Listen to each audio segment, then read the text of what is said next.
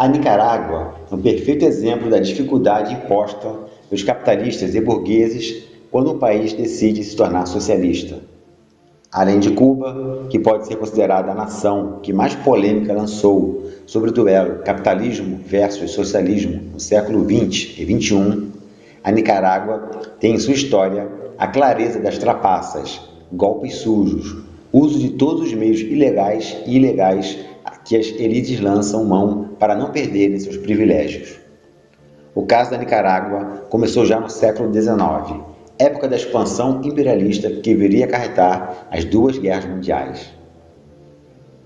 No início do século XIX, várias nações da América Central se tornaram independentes, e as elites locais, em sua maioria latifundiários, fizeram acordos com os estadunidenses e britânicos para formarem nações frágeis que não podiam fazer frente ao poderio dos Estados Unidos e Inglaterra. Em troca, tais elites poderiam continuar ditando o comportamento social e econômico em seus países, enquanto militares estadunidenses permaneciam ocupando terras nicaragüenses. Em 1920, um camponês chamado Augusto César Sandino organizou um grupo revolucionário que pretendia pôr um fim à ocupação imperialista dos Estados Unidos em solo nicaragüense, além de pôr em marcha a reforma agrária, devolvendo as terras para os nicaragüenses. A guerrilha durou de 1926 a 1933 e, finalmente, Sandino e seu grupo saiu vitorioso, expulsando os militares estadunidenses de seu país. Foi então que um acordo foi proposto. Começou então uma campanha pela deposição das armas. O acordo foi para que Sandino e seus guerrilheiros depusessem as armas em troca da soberania de seu país. As elites, locais e políticos sugeriram este acordo e Sandino confiou neles. O acordo foi selado. Mas, logo assim que eles depuseram as armas, em processo de pacificação política, os militares liderados por Anastácio Somoza Garcia assassinaram Augusto Sandino e impuseram uma ditadura que iria colocar a família Somoza no poder desde os anos 30 até os anos 70. E esta ditadura foi apoiada pelos Estados Unidos, sem reprovação alguma. Afinal, os militares de Somoza atendiam perfeitamente os interesses dos Estados Unidos. Contudo, em 1961, um novo movimento guerrilheiro foi formado com o objetivo de acabar com a ingerência estrangeira e a opressão ditatorial. A partir da reunião de líderes, como Tomás Borges, Carlos Fonseca e Carlos Mayorga, fundou-se a Frente Sandinista de Libertação Nacional, FSLN. Seus partidários passaram a formar sindicatos, abrir escolas de alfabetização e organizar focos em favor do seu projeto de natureza socialista.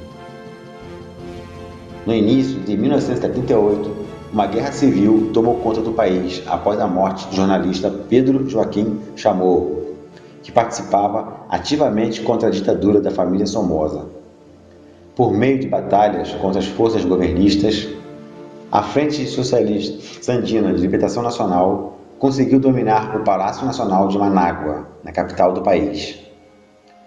Chegando ao poder por meio da formação da Direção Nacional da Frente Sandinista de Libertação Nacional, o novo governo, representado por Daniel Ortega, prometeu dar fim às mazelas que tomavam o país. A vitória dos sandinistas foi comemorada em muitos lugares, e até mesmo pelos punks da banda inglesa The Clash, que lançou um álbum chamado Sandinista, em 1980.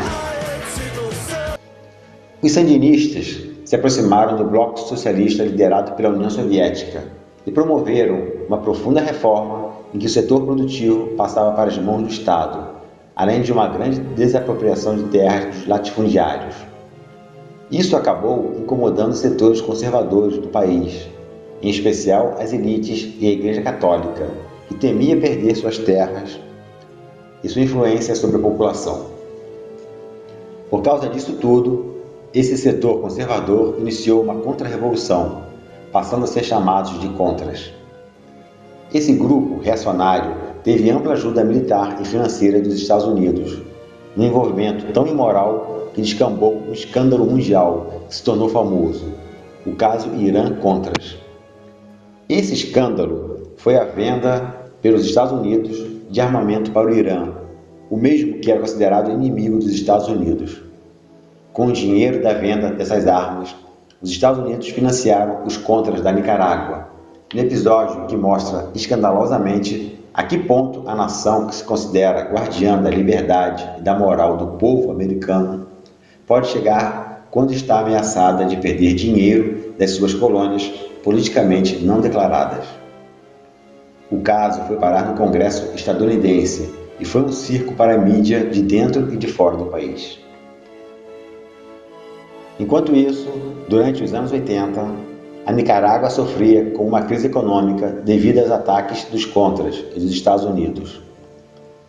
Isso levou a uma derrota nas eleições de 1990 e a candidata conservadora Violeta Chamorro venceu as eleições, mergulhando o país na onda neoliberal que varreu a América Latina nos anos 90. Contudo, as contradições e falhas graves no neoliberalismo deixaram novamente o país em frangalhos. Nesse cenário, os sandinistas, agora um partido político, voltaram ao poder com Daniel Ortega em 2007. Desta vez, Ortega estava com um discurso moderado e teve o apoio dos Estados Unidos.